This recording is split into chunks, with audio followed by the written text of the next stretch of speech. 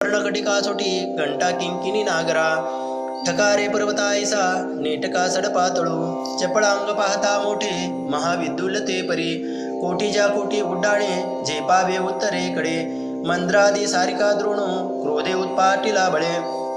आणिला मागुती नेला आला गेला मनोगती